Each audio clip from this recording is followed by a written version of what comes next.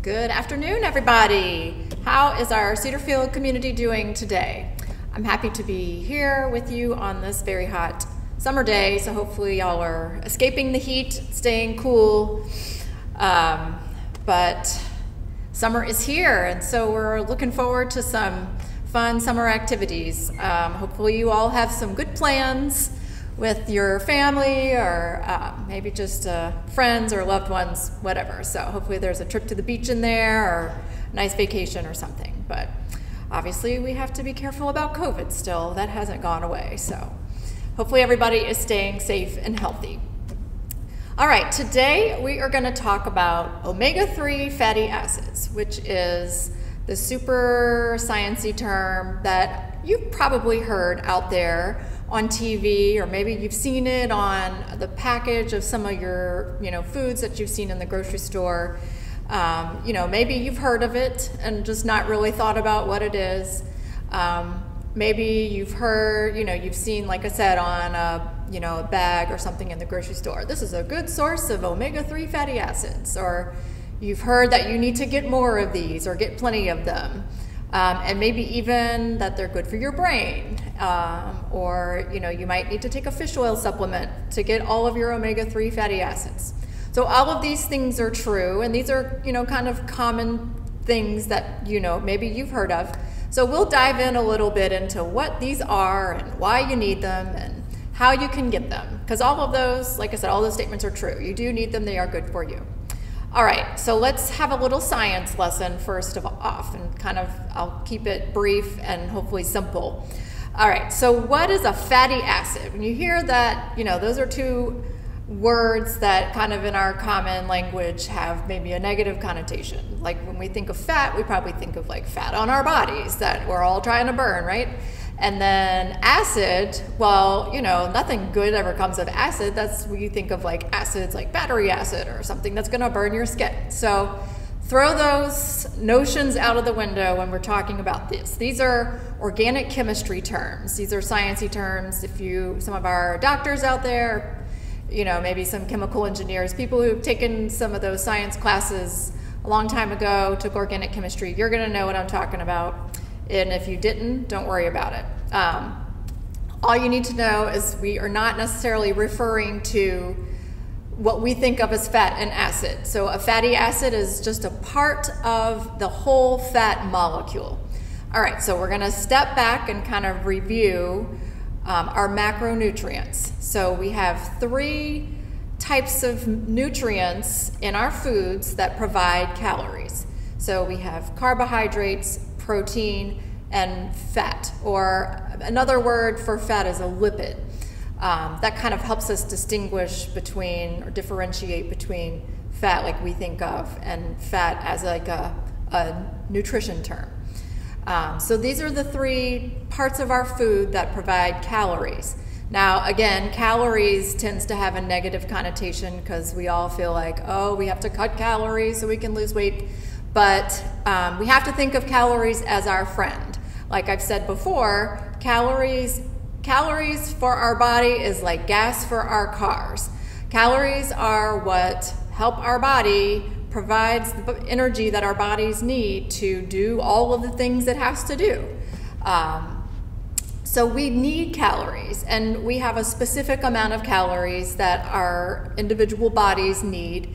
And then when you go over that amount, that's when they start to accumulate and weight gain happens. But if you're kind of managing the right amount of calories for your body, then there's no reason to fear calories.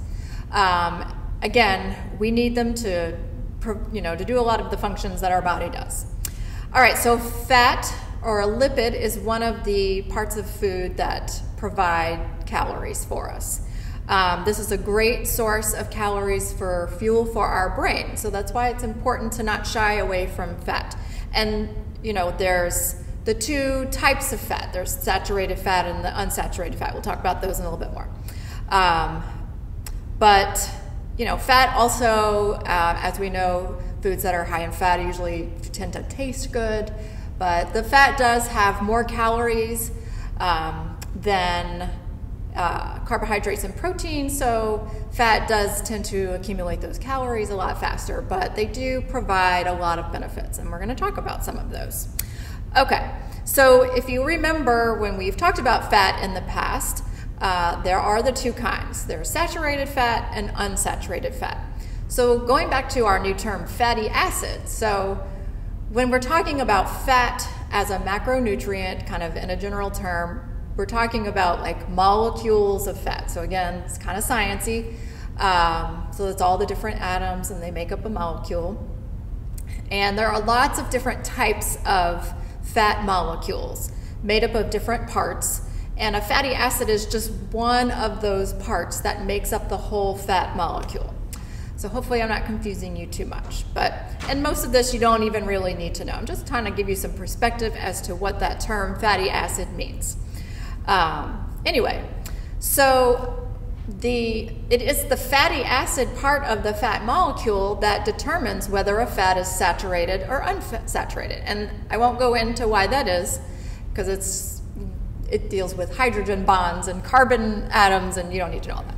All right, so when we talk about omega-3 fatty acids, there are lots of different types of fatty acids out there. And so we are focusing on one particular type, and that is called the omega-3 fatty acid. So our bodies can actually make a lot of the fatty acids. Our body uses all these different types of fatty acids for lots of different things. Like I said, our body can make a lot of these fatty acids, but there are some that our bodies can't make. So that's why we're focusing so much on this omega-3 fatty acid. When there are all these types of fatty acids out there, why are we so concerned about this one type? And that's why. It's because our body can't make what we need. So we have to get it from food. All the other kinds that our bodies need, we can make it. Obviously we use food and vitamins and minerals and things like that to lots of chemical reactions and stuff in our bodies to make those, but our bodies can synthesize all of those. But these specific ones, these omega-3 fatty acids, our bodies can't make. They're called essential fatty acids, and that's what that means, that we have to get them from our food. So that's why we emphasize so much that, these foods are an important source of omega-3 fatty acids, because you need to be consuming those foods to get the right amount in our bodies. All right, so there are 3 types of omega-3 fatty acids that we need to get. And they, again, have these really long sciencey names. So I'm not going to even try to pronounce them, but they are most known as these abbreviations. So they're ALA, EHA, and EPA. Okay, so ALA, EHA, and DHA. So everything I have said from here on out, again, it was just kind of for your reference. You don't need to remember all of this. It's just to, kind of give you some fun little sciencey facts about this stuff. But, in common terms, now you can focus on what we're going to talk about next, because this is the real practical stuff where the everyday person who does not have a degree in organic chemistry, this is what you need to know in making sure you're getting what you need to get. Okay, so we've talked about the reason we need to get these is because our bodies can't make them, so we can only get them from food. So why are they so important in our bodies? What are they doing in there that makes them so important? All right, so lipids in general, these fat molecules that we talked about, they tend to be really good there's a lot of reasons why they're good for our bodies, but one of the main reasons is because some of them are stored in what we call the membrane of all of the cells in our bodies. And we've got millions and millions of cells in our bodies, and they all have kind of like the candy coating of an M&M. In fact, that's a good analogy, because that's kind of, you think about that candy coating on an M&M, and it keeps the chocolate inside safe. Unless you squash it or it melts. But even if it melts, sometimes, that candy coating is hard and it has good structure to the M&M. and it keeps the chocolate inside safe, or they have the peanuts now, and the caramel and the peanut butter. So those fat molecules, particularly these omega-3 fatty acids, they provide that candy coating hard shell on our cells, in our cell membrane. So they provide structure to our cells, and so that also protects them. So it's keeping stuff from the outside from getting into the cell. So these are the things that cause cancer or inflammation. And it also keeps the things inside of the cell from getting out. So that's like your DNA is in there, among other things. And we want to keep that protected, because when that gets altered, then, things go wrong. All right, so that is kind of the big function we're going to focus on today. But they also have an anti-inflammatory effect. They also provide functions in our heart, our blood vessels, our lungs, our immune system, and our hormones. So they're, functional in a lot of ways in our bodies. That's important. All right, so we'll focus on some of the things that are the most relevant to us, especially as we get older. One being heart health. So hopefully you are familiar with the fact that unsaturated fats are the healthier fats.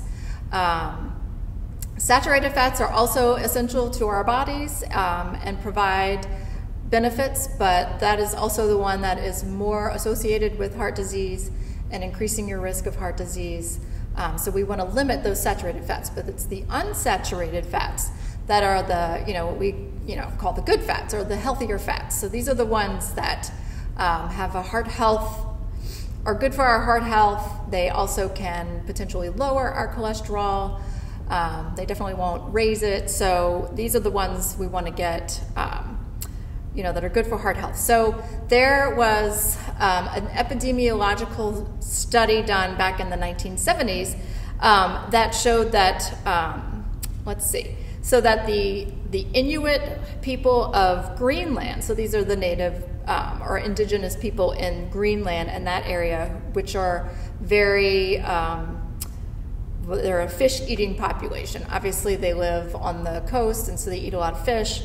And they found that these people tended to have very high levels of these omega-3 fatty acids in their bloodstream, and therefore they also had lower rates of heart attacks and other coronary events, coronary artery events and things like that. So then all these other studies were done to kind of replicate what they found in that study, and they all agreed with that initial study that these higher levels of omega-3 fatty acids, particularly coming from fish, were providing some protective factors against heart disease, lowering your risk for stroke and heart attack, things like that.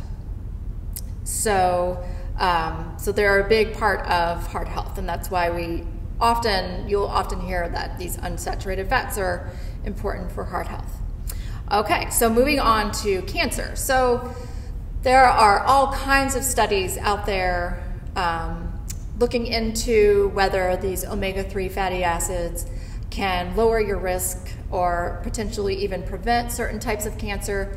Some of the research is kind of inconclusive. There are some good studies out there. There's some not so good studies. So they're still not 100% sure what the benefits are to preventing cancers, certain types of cancers. But there were some studies that suggested, particularly for breast cancer and colorectal cancer, that these omega-3 fatty acids could be beneficial in preventing your risk for those particular types of cancer. And obviously they're studying a lot of other ones as well. All right, so here's the biggie. Most often, these omega-3 fatty acids are associated with your brain health. This is the one, I feel like most people have that association in their mind, even if they don't know anything about them. They kind of know, oh, I think that's something that's good for my brain. And you're right. So there's been a lot of research to study the protective factor. Again, we're talking about that candy coating shell on our M&M cells. So you think about the protective factor that those fat molecules or those lipid molecules are providing to the cells. So particularly in our brain cells, they are protecting from all of those amyloids or the plaque buildup that we hear about in Alzheimer's disease and cognitive decline and dementia. The research has shown that people with higher levels of omega-3 fatty acids in their bloodstream tend to have lower levels of those amyloids and those plaques, and their brain matter is better preserved, meaning they're going to have lower rates of Alzheimer's and dementia and cognitive decline. So definitely that association with omega-3 fatty acids and our brain health is a good one to remember. Okay, and so again, with this, the protective factor of these fat molecules, they can also help keep our retinas healthy, which is essential to preventing age-related macular degeneration. So again, they're protecting all of the cells in our retina and keeping our retinas from degeneration, which then can lead to blindness and loss of vision as we get older, and it's very common. So there's also some research to show that to suggest that there might be some benefits to helping to prevent risk of rheumatoid arthritis and even just chronic dry eye. I didn't look into that one too much, but it did come up in the research I was doing. So again, varying levels of sound research, but there are there's some good information out there as to how important it is to make sure we're getting these omega-3 fatty acids to help prevent things like heart disease, maybe cancer, cognitive decline and dementia, and macular degeneration. Okay, so how do we get these omega-3 fatty acids, and how much do we need so we can have, reap all these benefits that we're talking about? All right, so the two main sources are fish, as we've kind of talked about, but then also certain plants and their oils. And these are very common. Well, some are common, some are not as common, but hopefully you can start incorporating them into your diet a little bit more. So some of the plants that are more so the oil, well, the plants are the oils, but the oils are the more common way to consume these plants. So the two biggies are soybean oil and canola oil. And you are in luck because soybean oil and canola oil are in all kinds of oils. So pretty much if you went out and you got Wesson or some kind of whatever, the generic cooking oil, that's usually a combination of soybean oil and canola oil. So you're in luck if you're just out there using your basic cooking oil. You're getting good sources of these omega-3 fatty acids. Also things like flaxseed and chia. Not sure if you've heard of those.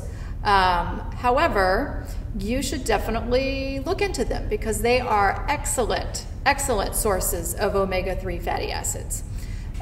So you could have the flaxseed whole, or you could have flaxseed oil.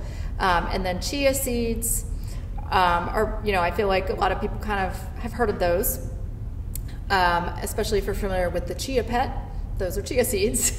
So instead of growing hair on, weird hair on top of a funny guy's head or whatever, you could just eat the chia seeds and reap those benefits. So walnuts are also a really great source of omega-3 fatty acids. So, there are lots of other good sources. Pretty much any kind of nut or seed or plant oil is probably going to have some degree of these omega-3 fatty acids in them, but the ones I've mentioned, flaxseed oil, soybean oil, canola oil, chia seeds, and walnuts. Those are the highest sources, the foods that have the highest sources. All right, and then fish or fish oil, krill oil, all of these have great sources of omega-3 fatty acids. The fish that tend to have the higher levels are our cold water fatty fish, such as salmon, tuna, mackerel, herring, and sardines. So salmon and tuna are really common and tasty. So if you enjoy those, you're probably set. And then other fish like bass, tilapia, cod, and shellfish are also good sources, but they tend to have the lower levels, not as high levels as the other fish we just mentioned. And now a lot of foods are also being fortified, meaning food manufacturers are just adding in or like kind of supplementing these omega-3 fatty acids when they're processing our foods. So yogurt, juice, milk, and like soy milk and almond milk, things like that, are now being fortified more commonly. It'll probably say it on the package if it is. Eggs are also being fortified, and I think they're doing that by feeding the chickens these omega-3s or some sort of grain or seed that has these fatty acids in them. So then it comes through their egg, and then we can get it. So here is a fun fact about the fish being a good source of omega-3 fatty acids. So it's not the fish that actually have these in them, it's the microalgae in the ocean that contain these really great sources of omega-3 fatty acids. And so then the phytoplankton eat the microalgae, and then the fish eat the phytoplankton, and then we eat the fish. So, there's like 4 levels of, the food chain until we can actually reap the benefits of those omega-3 fatty acids from our fish. So I thought that was interesting. Okay, so how much do you need? So what's considered an adequate intake of omega-3 fatty acids per day, and this isn't a number you need to remember, and I'll tell you why. So for males, it's 1.6 grams. So these are males and females 51 and older, so that's most of us at Cedarfield. So 1.6 grams for males and 1.1 grams for females. So I'm here to tell you deficiency of omega-3 fatty acids is pretty rare. So there aren't a lot of people, especially in the Western American diet, who are walking around not getting enough omega-3 fatty acids. Even if you don't really like fish or you're not eating a lot of chia seeds, you're probably getting it through some of your other foods. It's in a lot of foods, just not very high levels, like some of the ones we've talked about. So if you want to make sure, though, that you're getting enough of these omega-3 fatty acids, I will let you know some secrets. It's pretty easy. So we mentioned flaxseed oil being a great source. So I said that if you're a male over 51, you just need 1.6 grams. So if you were to take 1 tablespoon of flaxseed oil and mix it in your cereal with maybe some oatmeal in the morning, or put it in your little smoothie, or maybe mix it in like a salad dressing or something, you're gonna get 7 grams. And we only need 1.6. That 1 tablespoon of flaxseed oil has got you well covered. Or if you want to add a little crunch or a little something to your cereal, or you could use it, I don't know if you've ever had a flaxseed or a chia seed, they're kind of like sesame seeds. So they're teeny tiny, they get stuck in your teeth like crazy, but they add a nice little crunch. They're not terribly flavorful, so they're not really gonna change the flavor of your food. So they're really great to sprinkle on something like oatmeal, or even just your regular cold cereal, or you could kind of sprinkle it on a salad, or even put it on some chicken, or it's just, you can sprinkle it on anything, some pasta or whatever. And you only need a tablespoon, and you're getting 2 grams of flaxseed in 1 tablespoon, or 5 grams of chia seed for 1 tablespoon. So it's really easy. 1 ounce of walnuts, which is just kind of enough to fit in the palm of your hand, is 2.5 grams. 1 tablespoon of canola oil, that's probably what you put on the bottom of your pan to fry some chicken or something, is 1.3 grams. A tablespoon of mayonnaise has 1 gram. And a serving of fish, one of the fish we talked about, 3 to 4 ounces, is 1 gram. So it's pretty easy to get each day. So you don't have to make a huge effort to make sure you're getting enough omega-3 fatty acids. All right, so hopefully I would really encourage you to incorporate the flaxseed and the chia seed if you haven't tried them. They're also a really great source of fiber. Walnuts also are a great source of fiber. Obviously, fish is a really great source of lean protein. So, you're getting a lot of other benefits with the foods on top of the omega-3 fatty acid. One thing to keep in mind, so the point of me listing out all of those foods was that a lot of people might think they need a supplement for like fish oil or krill oil, but you probably don't, because it's pretty easy to get through your food. They do have fish oil and krill oil, but if you're a vegetarian or maybe you don't like that fishy taste of fish oil, they have algal oil, which comes straight from the algae. Also, some people are concerned about mercury poisoning, but you don't need to. They take the mercury out of the supplements when they're extracting it from the fish, so that's not a concern. But again, you probably don't need a supplement. It's pretty easy to get. Like we said, you're probably getting it through the variety of foods you're eating throughout the day, so not to worry. I would say, like any supplement, before you start taking a supplement, fish oil, you should let your doctor know to make sure it doesn't interact with any other medications you're taking. There is some concern for someone who might be on Coumadin or warfarin, so especially if you're on that medication and you're considering or already take a fish oil supplement, you might want to just let your doctor know and they can determine whether or not that's right for you. All right, so hopefully you have learned, you've got some sciencey stuff, you've got some nutrition stuff you learned today. Hopefully you learned about some new foods you might want to try out. So if you have any questions about omega-3 fatty acids, if you're concerned you're not getting enough, or you want to explore different ways you can get more of it, please let me know. I'm always available to answer your questions. So just get in touch.